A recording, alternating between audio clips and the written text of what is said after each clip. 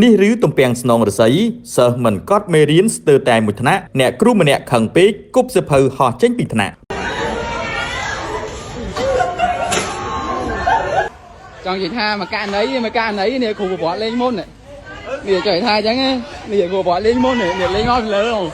នេះគ្រូប្រវត្តិលេងមកពីលើយកមកកាណីនេះគ្រូប្រវត្តិលេងមុនមកកាណីមហាជនកំពុងតែផ្ទុះការចាប់អារម្មណ៍ខ្លាំងក្រោយពីបានឃើញវីដេអូខ្លីមួយដែលអ្នកគ្រូបង្រៀនម្នាក់បានយកសៀវភៅសិស្សស្ទើរតែមួយថ្នាក់បោះពីលើថ្នាក់ចុះមកដីដោយសារតែខឹងសិស្សទាំងនោះមិនបានកត់មេរៀន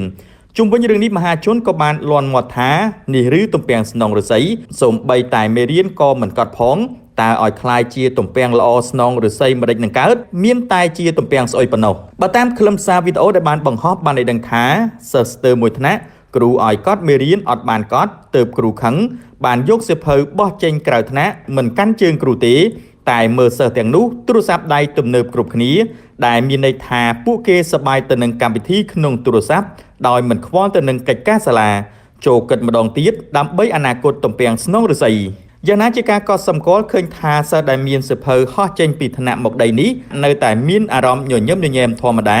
ដោយគ្មានការគិតទៅក្នុងចិត្តថាខ្មាស់មិត្តរួមថ្នាក់អាប់អោនមុខឪពុកម្ដាយដែលបានខិតខំធ្វើការរកស៊ីដើម្បីរកលុយឲ្យកូនបានសិក្សាមានអនាគតខ្ពង់ខ្ពស់តែបែរជាមករៀនមិនព្រមរៀននិងមិនកត់មេរៀនហើយបានទទួលនូវភាពអាម៉ាស់ដែលត្រូវបានបង្ហោះចែកចាយពីពេញបណ្ដាញសង្គមតែបែរជាសិស្សទាំងនោះធ្វើអារម្មណ៍ធម្មតាទៅវិញយ៉ាងណាពលរដ្ឋម្នាក់បានបញ្ចេញមតិថាបើមិនកត់មេរៀនតាមការណែនាំរបស់គ្រូផងទុកធ្វើអីសៀវភៅនឹងបោះចោលទៅកូនរបស់ខ្ញុំបើអត់កត់មេរៀនតាមការណែនាំរបស់គ្រូមកដល់ផ្ទះដឹងតែរំពាត់ឡើងខ្នងហើយបើខ្ញុំវិញបោះចូលធុងសម្រាមទាំងអស់សូមមេដាបៃតាទាំងអស់តាមដានកូនរបស់ខ្លួនផងឧស្សាហ៍ពិនិត្យសៀវភៅកូន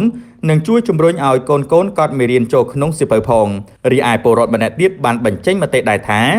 សូមមេដាបៃតាឬអាណាព្យាបាលជួយសហការជាមួយនឹងលោកគ្រូអ្នកគ្រូដើម្បីឲ្យបុត្រាបុត្រីក្លាយជាធនធានល្អ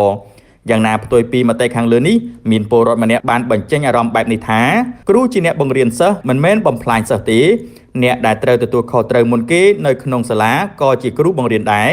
សាលានីមួយៗតែងតែមានច្បាប់វិន័យរបស់ខ្លួនបើសិស្សធ្វើខុសអាចដាក់វិន័យគាត់បានមិនមែនយកសៀវភៅចោលទេវាស្មើនឹងបង្រៀនសិស្សឲ្យក្លាយជាមនុស្សមិនល្អថែមមួយកម្រិតទៀតដោយធ្វើតាមកំហឹងរបស់គ្រូបង្រៀននោះត្រូវកំណត់វិន័យនិងច្បាប់សាលាឲ្យបានល្អឡើងវិញហើយប្រើប្រាស់ឲ្យមានប្រសិទ្ធភាពនិងតម្លាភាពយ៉ាងណាជាការឆ្លើយតបពលរដ្ឋម្នាក់បានបញ្ចេញមតិថាសូមកុំកាន់ជើងកូនហួសហេតុពេករហូតគ្រូនិយាយមិនបាន